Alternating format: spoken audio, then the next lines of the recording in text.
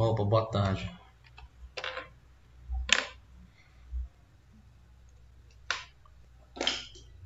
Deixa eu compartilhar a tela aqui com vocês. Deixa eu começar a aula. Tá com problema no computador, por isso que a gente começou um pouco tarde, tá? Professor, licença, a maioria dos alunos não poderão entrar agora porque estão no trabalho ainda. Tudo bem, mas vai ficar gravado, aí eles podem entrar no decorrer das aulas, tá bom? Conforme for o primeiro, segundo e terceiro link, tá bom? Tá? E vocês avisem para eles, tá bom? Tá ok. Então vamos lá, pessoal. Hoje nós vamos falar sobre estimação pontual intervalar, tá?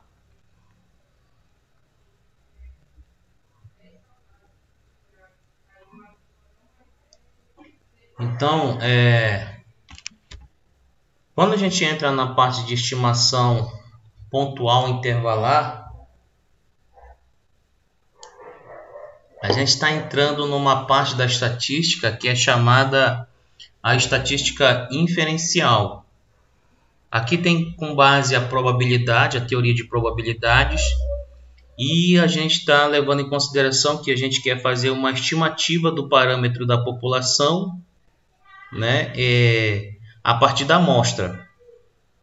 Ou seja, o primeiro momento na estimação pontual é você estimar a partir de uma amostra uma estatística,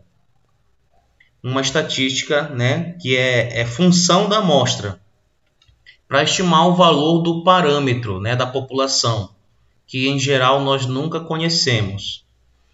E no segundo momento, nessa parte da estatística inferencial, nós vamos estar trabalhando com intervalo. Então, nós vamos construir intervalos de confiança para afirmar com determinado nível de significância de que aquela estimativa oriunda da amostra para estimar o valor do parâmetro da população, ela está dentro de um intervalo, né, com uma certa probabilidade de ocorrência.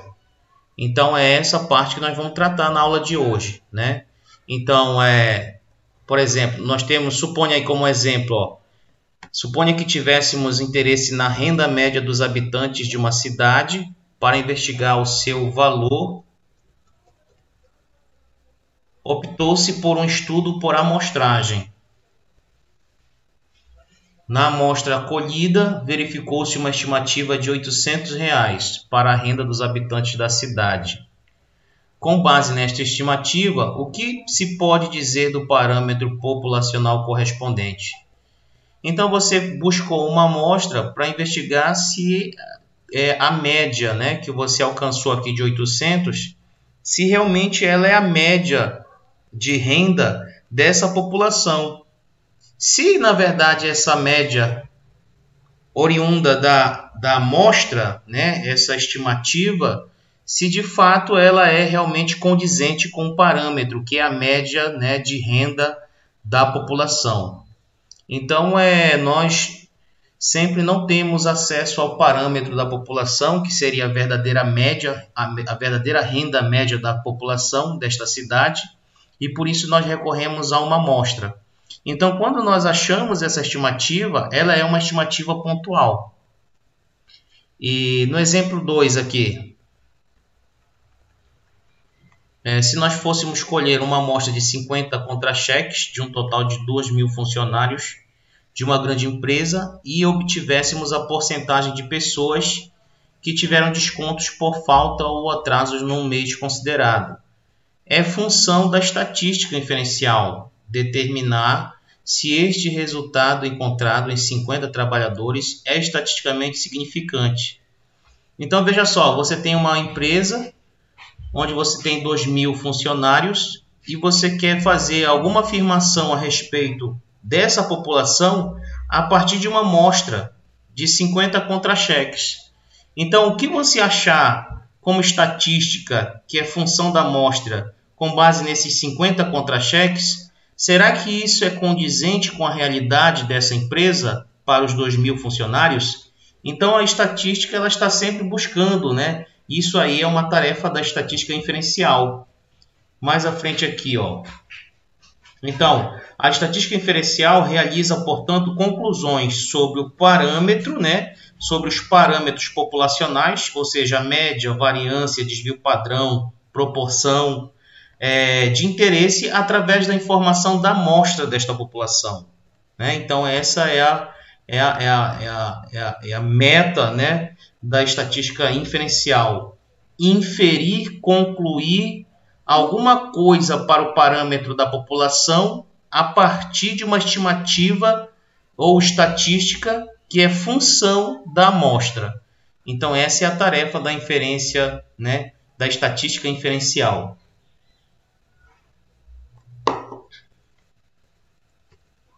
E vamos mais aqui à frente. Então, nós já vimos, né, nessa parte anterior aí. Não sei se está muito pequeno. Está dando para vocês lerem bem aí na tela do meu computador, pessoal? Então, a inferência estatística ela tem dois problemas. Tá sim, professor. Tá dando, né? Tá ótimo. Então, a inferência estatística ela tem dois problemas básicos, né? A estimação, então, ou seja, aquilo que eu quero concluir a respeito do parâmetro da população com base em uma estatística, né? Ou essa estimativa que é função da amostra. E o teste de significância. Então, quando eu acho essa estimativa pontual, eu tenho que ter um nível de significância que me garanta que, se eu fizer esse processo de coleta em várias amostras, eu vou ter, na verdade, uma frequência dessa estimativa que é próxima desse verdadeiro valor do parâmetro da população. Então, isso que o teste de significância vai me dizer. Se eu repetir o processo de amostragem N vezes, será que, na maioria das vezes, eu vou ter essa estimativa próxima do valor do parâmetro populacional? Então, é isso que faz aqui, né, o teste de significância. Então, quanto ao processo de estimação, é o processo inferencial pelo qual se toma o valor de um parâmetro populacional de interesse pelo valor de uma estimativa ou de um intervalo de estimativas amostrais considerados. É lógico que o que se obtém é um valor ou de um intervalo de valores que são aproximações do parâmetro populacional desconhecido, ok? Então, então, sempre no processo de estimação, eu olho para a amostra e eu posso, na verdade, tirar um ponto, que aí eu vou chamar de estimativa pontual, que é aquela estatística que vai ser, na verdade, uma aproximação, né? Nós vamos verificar se ele realmente se essa estatística ela é condizente com o valor do parâmetro populacional. E também eu posso estar interessado em buscar um intervalo, né, em que eu posso afirmar com tantos por cento, né, de chance de que aquele verdadeiro valor do parâmetro populacional está dentro daquele intervalo estimado, né, da mesma forma. Então, eu quero verificar se eu repetir o processo de amostragem N vezes. Na maioria dessas N vezes, eu vou ter o valor, né, da estimativa que me traz o valor do parâmetro dentro desse intervalo, né, que foi estabelecido com um determinado nível de significância previamente estabelecido. Então, a estimação é muito usada como um estágio inicial para a realização de testes de significância. Então, você estima o valor do parâmetro por meio de uma estimativa, né? E aí você vai depois fazer um teste de significância para saber se realmente é um valor que é condizente, né, ou muito próximo daquele valor real, que é o parâmetro da população. E aí a gente chegou a ver, né, o estimador, né? O estimador ele é uma fórmula, né? Ele é função dos elementos amostrais. O estimador ele é uma estatística e como toda estatística, ela é função da amostra, né? Só existe estatística porque você trabalha com amostra. Então, a estimativa, o estimador, ele, enquanto estatística, ele é uma função da amostra, porque ele vai depender da amostra para que ele possa, na verdade, ser gerado, né, como uma estimativa do parâmetro. E aí é um estimador. Então, essa fórmula, né, ela é usada para a estimação de um parâmetro populacional desconhecido e de interesse, né? E a exemplo disso, nós temos aí a média amostral, né? Sempre lembrando que nós definimos, né, que a média amostral ela é x barra e que a média populacional, o verdadeiro valor da média da população, nós definimos como μ. Então, essa média ela é um estimador da média populacional. Então, é isso que nós temos que ter sempre em mente, né? Que eu tenho uma média que é amostral e nós queremos saber o quão ela é mais próxima possível da verdadeira média populacional, que é o parâmetro. Então esse é o estimador, né? Então, essa diferença também a gente tem que entender entre estimador e estimativa, né?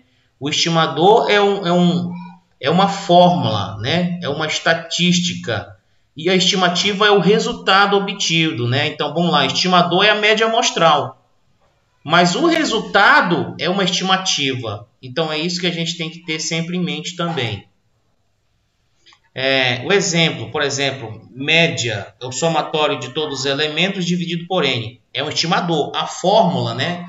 Essa função da amostra ou estatística é um estimador. Mas o resultado em si é uma estimativa. Então, a gente sempre tem essa estimativa como um resultado de um estimador para verificar se aquilo está próximo do verdadeiro parâmetro da população.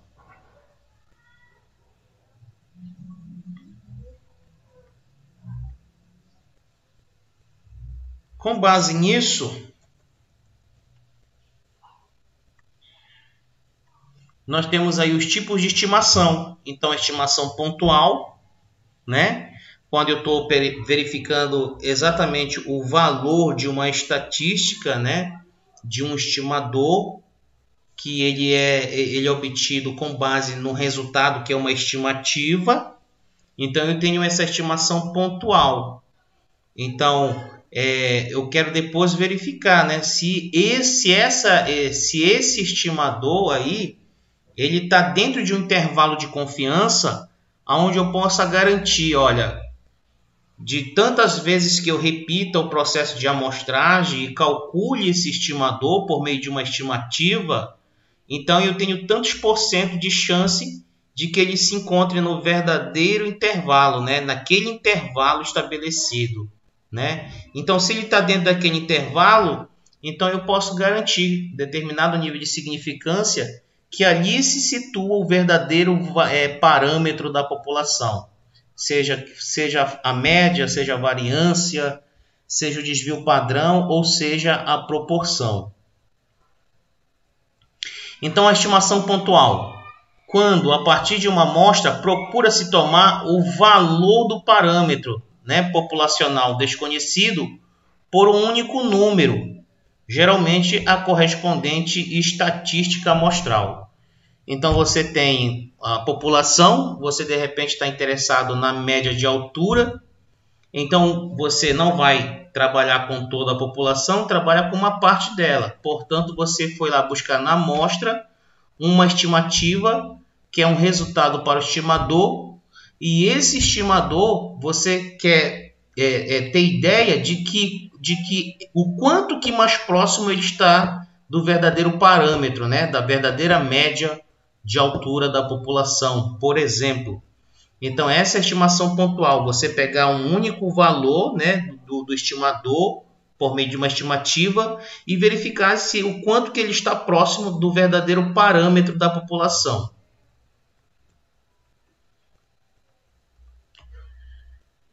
Então, por exemplo, deseja-se tomar a porcentagem de negros em uma dada universidade, né? Vamos chamar a proporção aí de π, a verdadeira proporção de negros, pela porcentagem de negros calculada em uma amostra conveniente selecionada P, né? Então, a verdadeira proporção de negros é um parâmetro, né? Um parâmetro, né? A proporção aí seria um parâmetro populacional.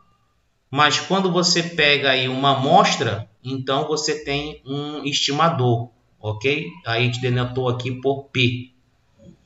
A estimação por intervalo. Quando a partir de uma amostra procura-se tomar o valor do parâmetro populacional desconhecido por um conjunto ou intervalo de estimativas, né? Você tem um conjunto ou intervalo de estimativas. É intervalo este com alta probabilidade de conter o parâmetro populacional desconhecido. Então, pronto, nós saímos da estimativa pontual para entrar na estimação por intervalo, né? Onde você tem um conjunto ou um intervalo de estimativas que vão te dar a garantia de que com determinada chance, né, o nível de significância, o verdadeiro valor, que é o parâmetro populacional, vai estar dentro desse intervalo. Então, exemplo, deseja-se tomar a porcentagem de negros em uma dada universidade por um intervalo de porcentagens de negros obtido com base na informação de uma amostra aleatória. Assim, a porcentagem de negros deve estar no intervalo de 1%, né, até 5%.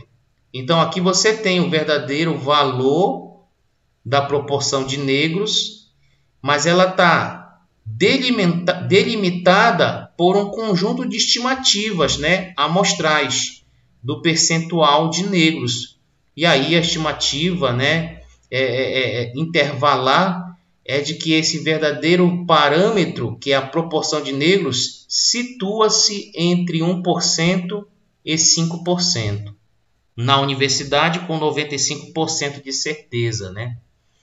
Então, quando você fala de um intervalo de confiança, que é um conjunto, né, ou um intervalo de estimativas na qual você acredita que o verdadeiro parâmetro da população esteja ali dentro, então você está dizendo que, olha, em 100 amostras que nós coletemos de formas diferentes, né, mantendo o mesmo processo, critério ou metodologia de amostra, de 100 amostras que nós coletemos, 95% delas vão conter o verdadeiro valor do parâmetro dentro daquele intervalo, né, de estimativas ou conjunto de estimativas que vieram a partir da amostra, né?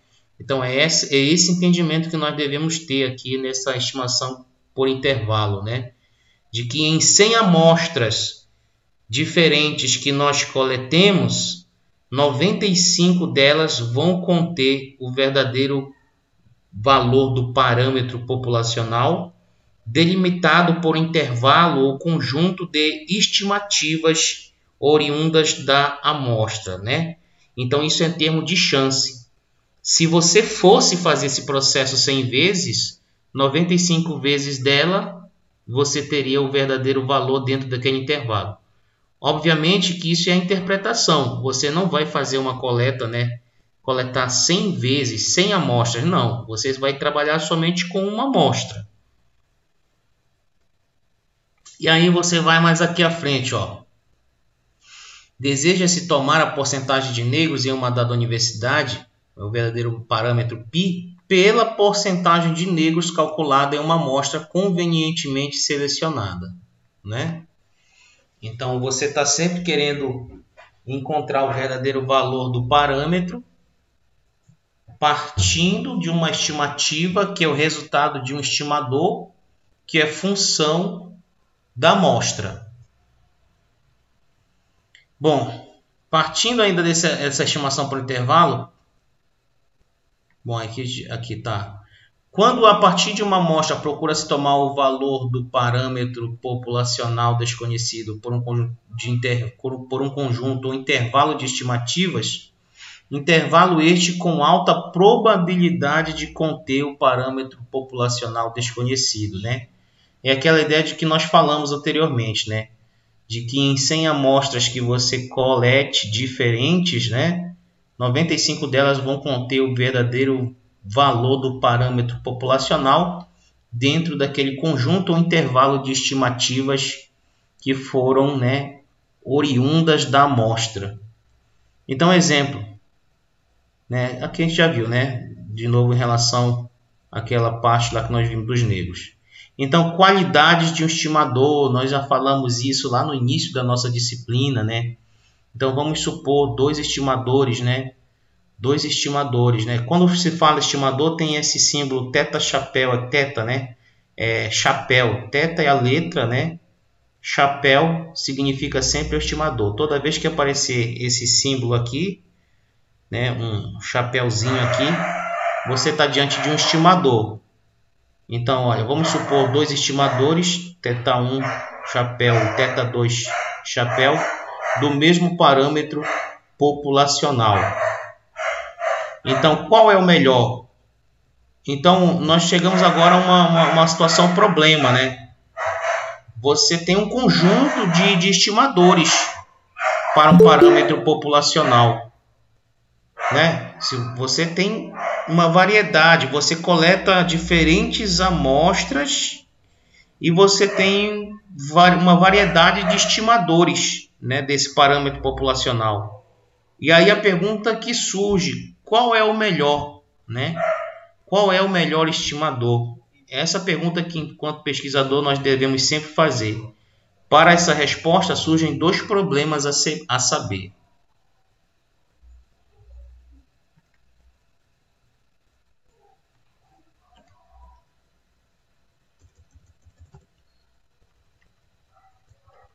Então, vamos lá. O primeiro. Nunca poderemos... Oi? Oi, quem falou? O senhor está gravando? Tô gravando. Ah, tá. Desculpa. Não, pode interagir, ok? Eu preciso que vocês interajam. Bom, primeiro, nunca poderemos conhecer o verdadeiro valor de teta. Ou seja, nunca poderemos conhecer o verdadeiro valor do parâmetro da população. Isso é um problema. Sendo assim, não poderemos afirmar que teta 2 chapéu, o segundo estimador, é mais correto que o estimador 1 e vice-versa. Segundo problema, se tivermos os dois estimadores acima, uma forma de decidir qual deles é o melhor estimador pontual para o parâmetro teta é utilizar o critério das qualidades de um estimador.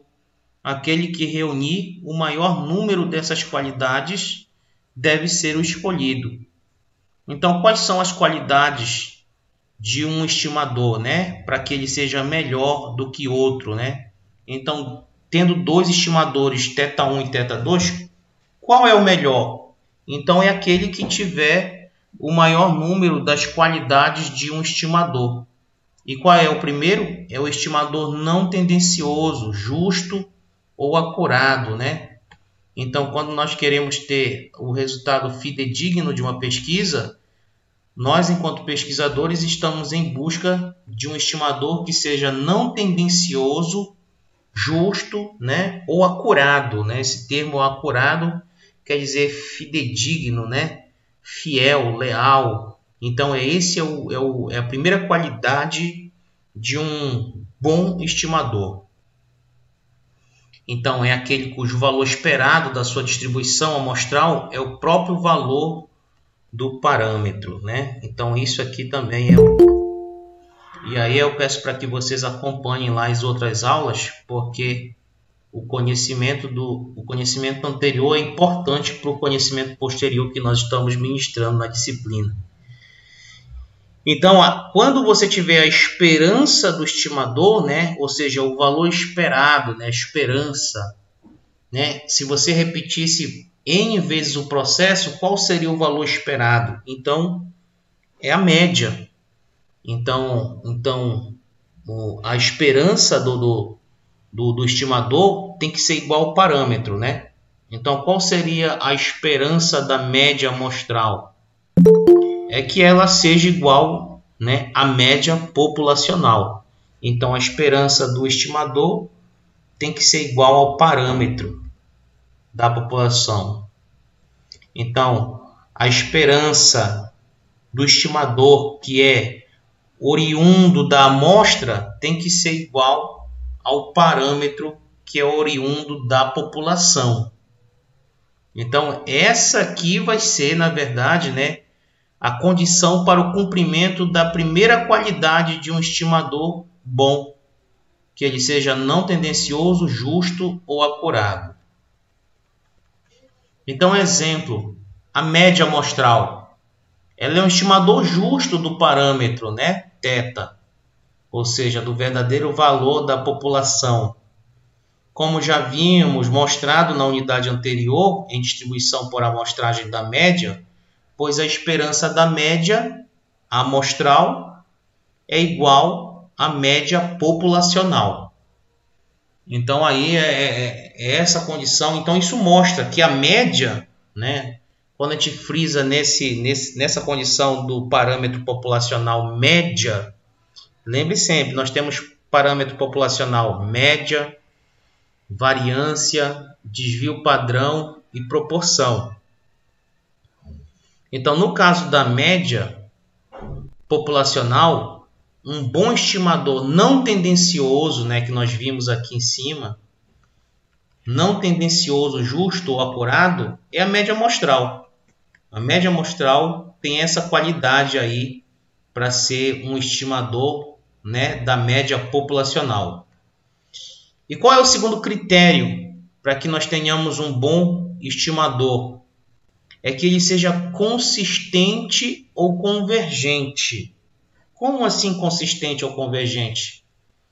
O estimador, né, θ chapéu, é um estimador consistente ou coerente ou convergente, né, se a seguinte regra for verificada.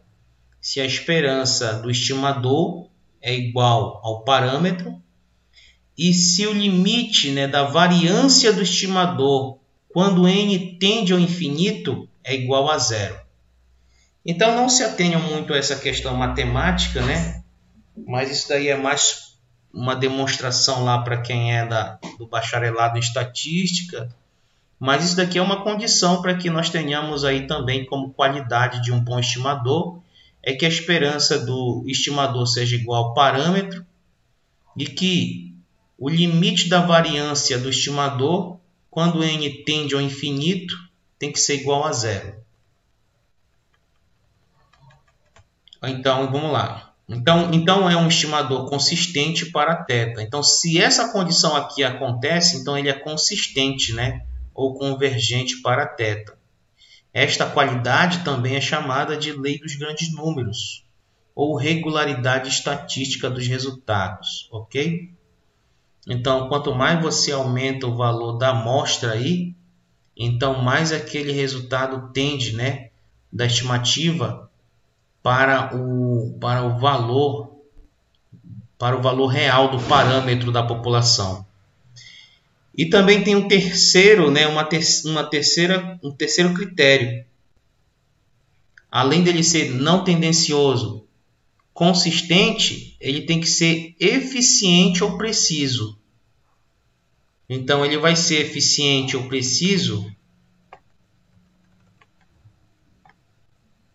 né? Então, sejam dois estimadores, né, θ1 e θ2, justos de um parâmetro populacional, θ, será mais eficiente aquele cuja variância de sua distribuição normal for menor. Então, o que apresentar a menor variância, esse vai ser eficiente. É óbvio, né? como a gente viu lá no início da disciplina, né? Os dados, quando estão mais afastados em torno da média, estão mais afastados da média na distribuição de frequências, então isso apresenta maior variabilidade. Mas quando uma média ela é um estimador, né, justo, então ela será mais eficiente se a variância for pequena. Então isso também aí é terceiro critério, né, para a qualidade de um bom estimador.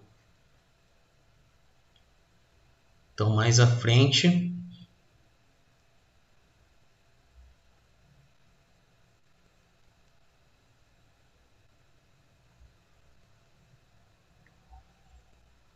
Então aqui, por exemplo, ó, se nós olharmos para esse gráfico aqui, então nós temos aqui, ó, três curvas de distribuição de frequência. 3 curvas. Então nós temos, olha, uma função, né, da distribuição aqui do estimador θ chapéu 1, o estimador do θ chapéu 2, essa outra função aqui, e essa aqui mais alargada, né, a função aí do estimador θ chapéu 3. Então esse estimador aqui, θ chapéu 3 aqui, ele tem uma maior variância, né? Veja que ela está mais aberta aqui a distribuição. Então os dados vão se distanciar mais do entorno do parâmetro, né? Se aqui fosse a média, nós teríamos valores mais afastados para essa distribuição aqui, que corresponde à função, né, do terceiro estimador. Então, quem seria o melhor nessa situação? Então seria aqui nesse caso o θ chapéu 1, que tem menor variabilidade, né?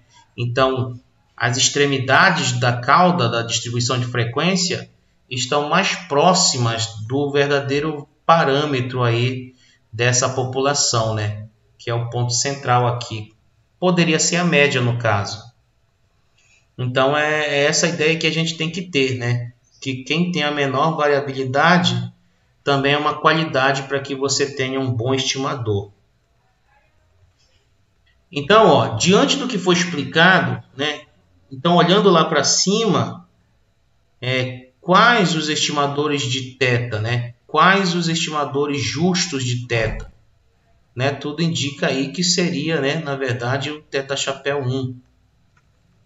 Quais os estimadores viesados de θ? Obviamente, o que tiver maior variabilidade, isso aí, né, seria, na verdade, uma problemática, como aqui no caso do θ chapéu 3. Qual o estimador eficiente, né? O que tiver a menor variabilidade. Então, tudo indica que é o θ chapéu 1, o que tem a menor variabilidade. E aí a gente também tem uma outra função aqui, que é o erro quadrático médio. Chama-se erro médio quadrático, ou erro quadrático médio, a relação estatística, né, que é dada pela variância do estimador mais a esperança do estimador menos o parâmetro elevado ao quadrado. Então também isso aí é uma ótima função aí para nos mostrar a respeito de um bom estimador. Então essa variância do estimador é a variância da distribuição amostral, né, do estimador.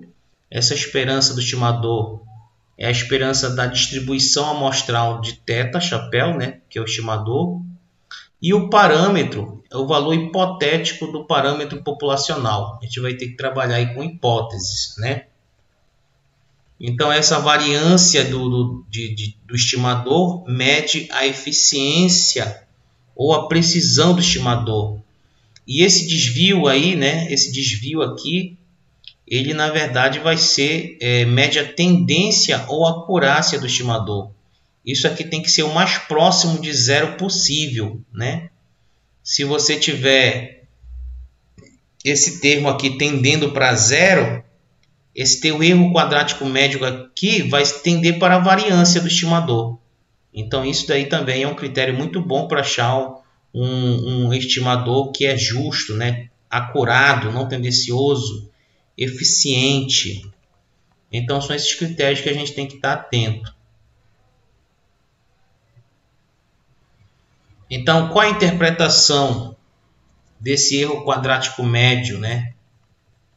Então, olha, um estimador preciso é aquele que tem variância pequena, tendendo a zero. Um estimador acurado é aquele que tem tendência indo a zero, né? Um estimador acurado e preciso implica em um erro quadrático médio pequeno.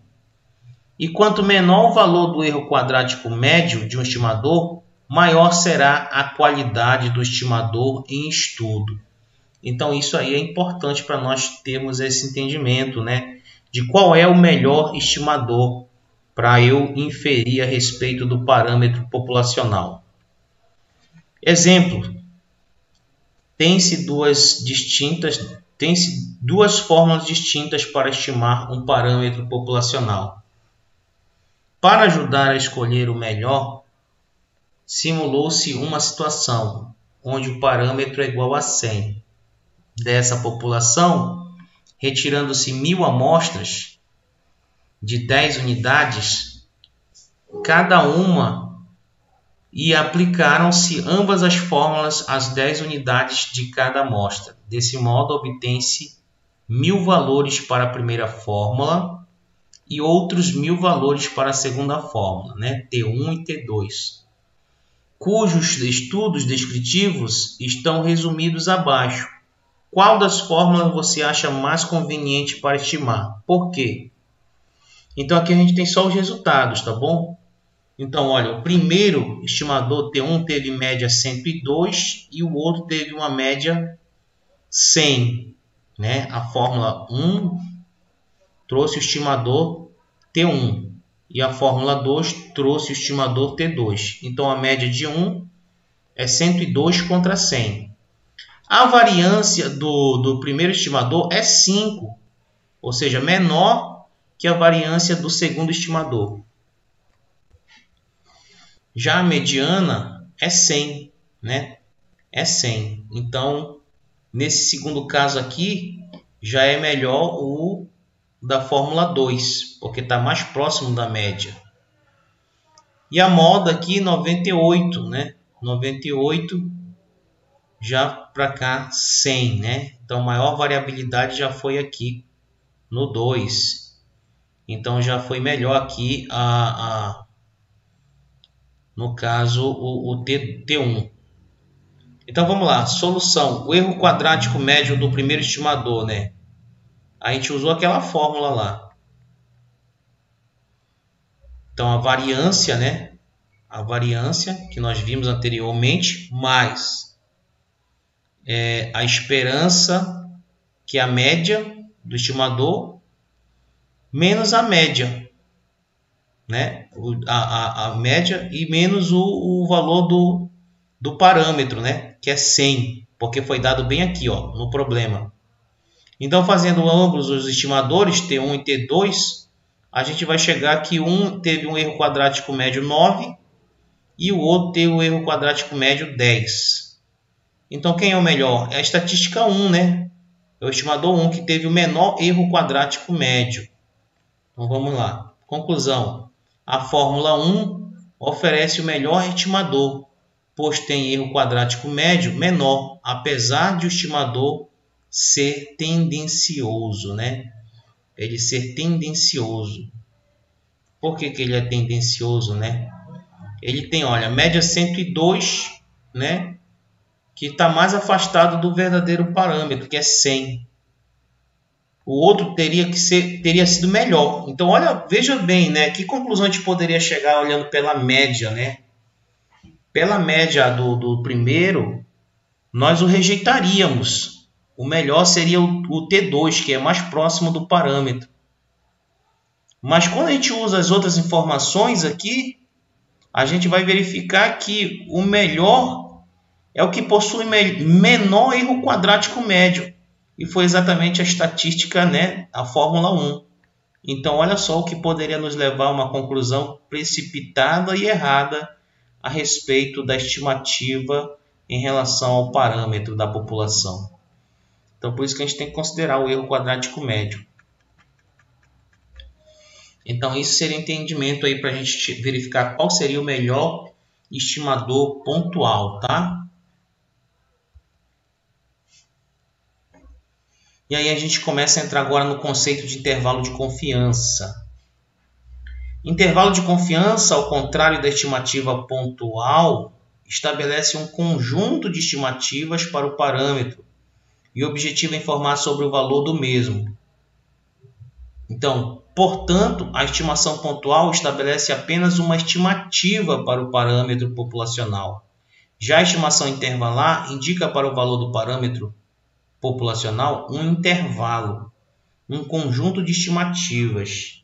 Esse conjunto de estimativas estabelece várias alternativas para o valor alvo desconhecido e apresenta cada vez mais estimativa. Então vamos ao slide 7.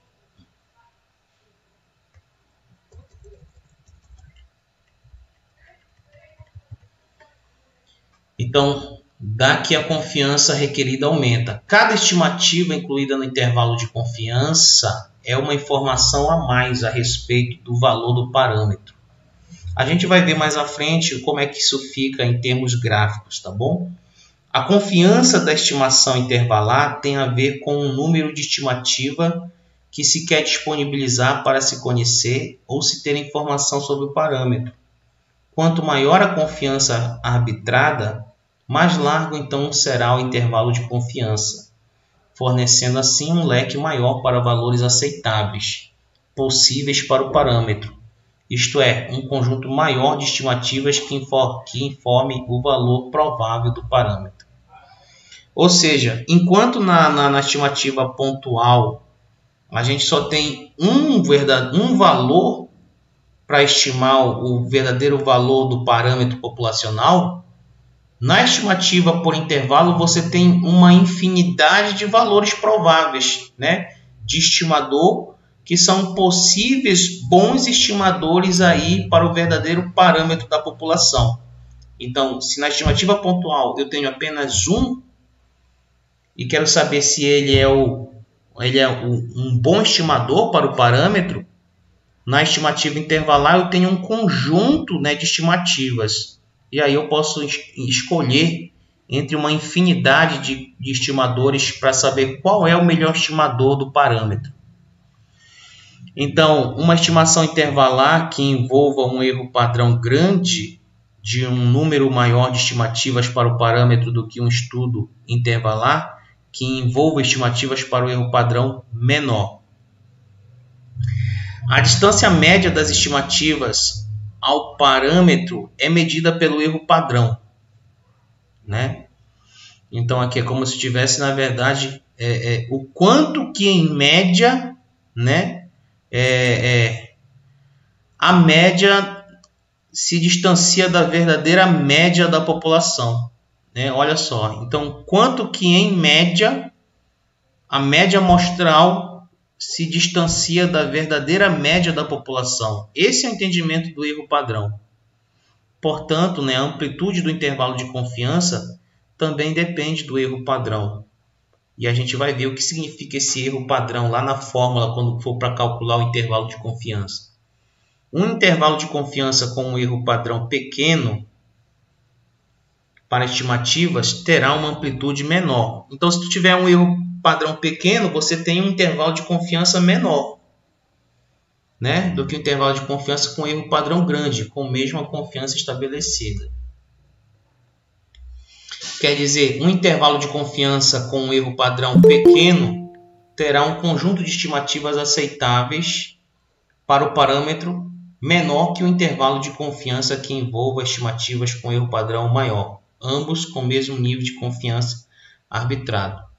Então esse erro padrão ele vai influenciar muito no tamanho do teu intervalo, né, de confiança para o parâmetro da população.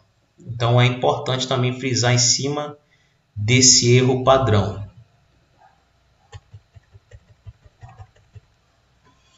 Então olha a conclusão aqui, ó, a amplitude do intervalo de confiança, isto é, o conjunto de estimativas que informam sobre o parâmetro é diretamente proporcional à confiança estabelecida e ao erro padrão das estimativas. Então, quanto maior é o erro padrão, maior é o intervalo de confiança, né? Então, assim, então é por isso que ele é proporcional. Então, esse tamanho do intervalo de confiança ele é proporcional ao tamanho do erro padrão, né? Então, a gente tem que estar atento, né? E também o nível de significância, né? Dependendo do nível de significância que tu estabeleceres, maior será o teu intervalo, ou vice-versa. Então, são valores que nós devemos estar atentos. E depois a gente vai ver melhor como é que fica. A gente vai compreender melhor quando a gente for fazendo os cálculos. Vem que o intervalo é construído em torno de uma estimativa pontual. Então, olha só, você trabalhou, achou uma estimativa pontual e já na sequência você vai fazer em cima dela a construção de uma estimativa intervalar com base no erro padrão e na teoria da probabilidade, que informa com grande certeza o domínio em que deve estar o parâmetro populacional desconhecido, né? Então, com base na teoria da probabilidade e o erro padrão, você vai ter condições de saber mais ou menos, né, aonde se situa o verdadeiro parâmetro da população com um determinado nível de significância, né, que pode ser a grande certeza, né, com 95% de chances, ou com 99% de chances, ou com 95,5% de chances, você pode afirmar que o verdadeiro parâmetro da população situa-se em torno daquele intervalo de estimativas ou conjunto de estimativas, né? Então a gente tem aí condições de afirmar.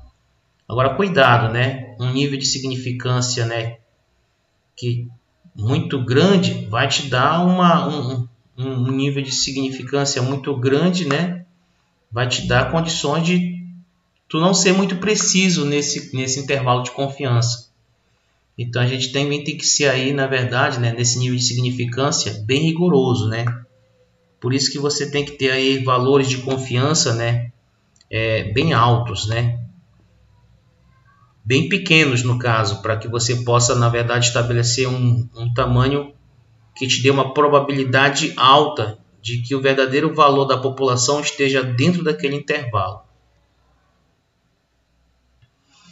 Então vamos lá. Esta certeza é quantificada em termos de probabilidade, é chamada de confiança do intervalo, né? Intervalo de confiança, então você tem aí, né, de beta, chama de beta o intervalo de confiança. Já a probabilidade do intervalo não conter o parâmetro populacional desconhecido é chamada de nível de significância alfa, né, que é igual a 1 menos beta. Isso aí a gente vai verificar lá quando construir, que se for um teste unicaudal, você tem esse nível de significância à tua direita lá da distribuição, né, da cauda da distribuição de probabilidade.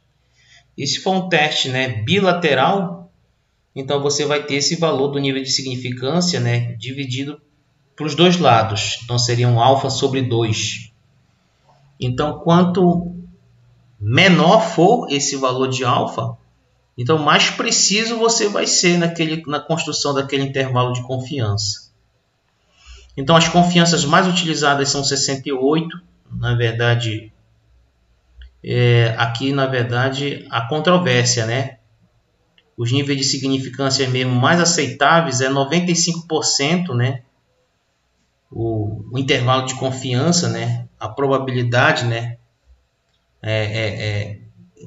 de 95 para cima, né?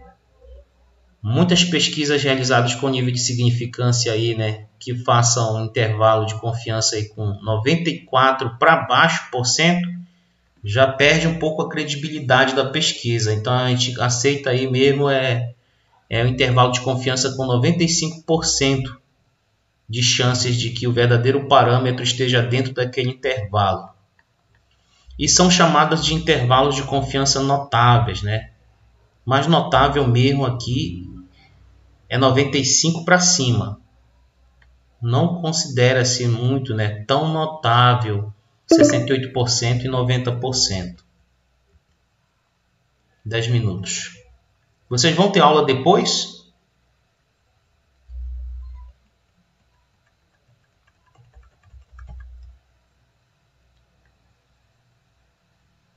Então vamos lá. Então cuidado, tá? Nós temos as chances de que o verdadeiro parâmetro esteja dentro do intervalo de estimativas, né? Ou conjunto de estimativas. Se você tem 95%, então você tem nível de significância 5%. Se você tem 99% de confiança, então você tem nível de significância 1%. É complementar, ok? Esse 95% aqui seria o beta, né? E esse nível de significância é o 1 menos beta. 1 menos 95, 5%. 1 menos 99, 1%.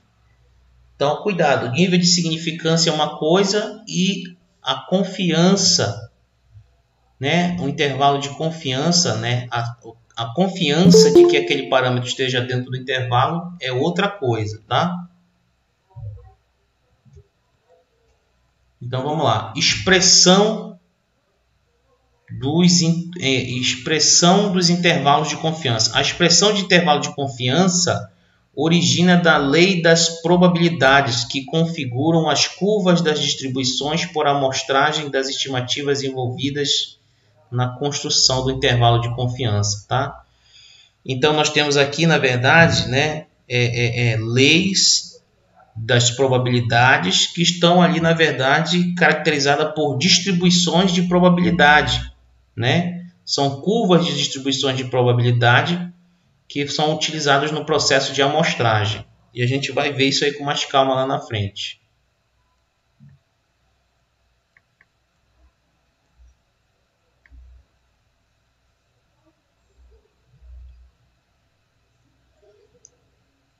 Então vamos lá.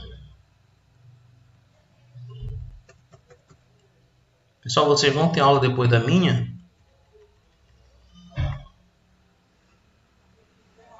Sim, professor. Às 20 e 30 a gente vai ter aula de comunicação oral escrita. Ah, tá ok. Tá bom. Então vamos lá. Então aqui, olha. Então, neste momento é necessário assumir uma distribuição de probabilidade teórica para a distribuição de estimativas de parâmetros para a inferência estatística. Então a gente tem distribuições de probabilidade, tá? Para que a gente possa chegar nessa estimativa do intervalo de confiança. Então a distribuição de probabilidade, uma das mais conhecidas que a gente tem para construir intervalo de confiança, né, para média populacional, é a distribuição da curva normal, que é dada por Z é igual a média amostral menos a média populacional dividido pelo desvio padrão da média amostral. Então, você fazendo esse cálculo aqui, olha, você tem a média amostral menos a média populacional, que fica igual à distribuição normal vezes o desvio padrão da média amostral. Tirando o valor de x barra, ó, vem que x barra é igual a uma média populacional mais a distribuição normal, um valor z, que é padrão, vezes esse desvio padrão aqui, ó. Desvio padrão da média, tá ok? Então é isso aqui que a gente vai utilizar para construir intervalo de confiança.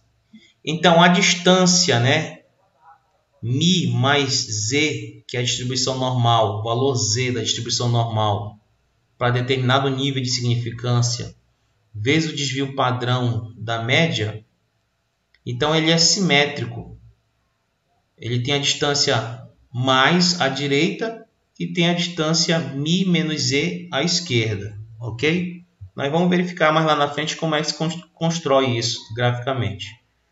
Então, na distribuição por amostragem da média, é fato que 95% dessas estimativas caiam no intervalo μ à esquerda, né? μ menos z, desvio padrão da média, e esse acréscimo z, desvio padrão da média à direita. Então, é assim que vai se construir o intervalo de confiança para a média amostral.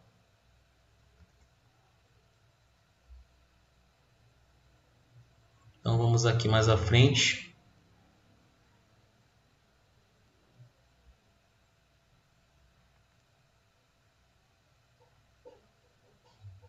Então, olha, o que nós temos aqui é isso, ó, lá daquela fórmula, nós chegamos que nós temos esse acréscimo.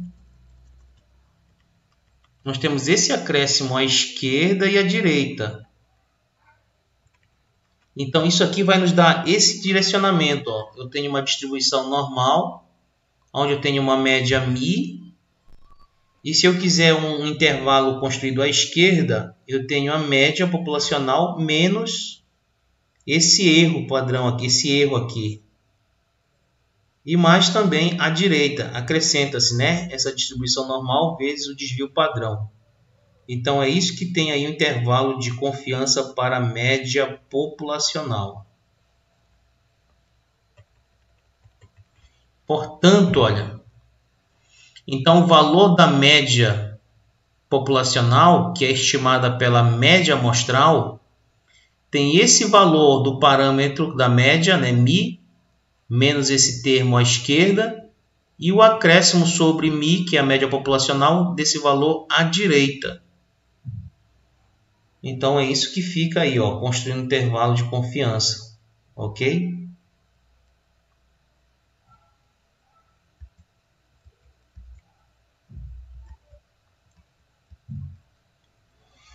Então, esse valor à esquerda ele é menor ou igual à média. E aí eu posso agora fazer uma jogada aqui, olha. Posso fazer o seguinte, ó, esse intervalo aqui, eu posso jogar ele para lá, ó. Então, fazendo aqui eu tenho a média. A média vai ser menor ou igual à média populacional, porque é o que eu quero, na verdade, né? Construir um intervalo de confiança, então é para ela. Então, esse pedaço vai ficar agora à direita, ó. A média amostral menos o acréscimo de erro, né? Ou variabilidade. E também posso fazer isso do lado esquerdo.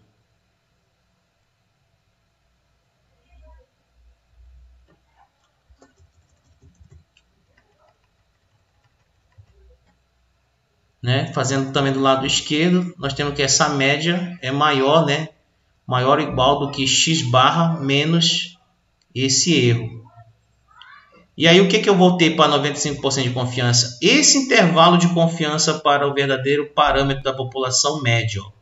Essa é a fórmula aqui de intervalo de confiança para a média populacional. É nisso aqui que nós chegamos. Ok, pessoal? Tá bom? Então a gente vai tomar uma água e depois a gente já volta agora no segundo link. Tá bom, pessoal?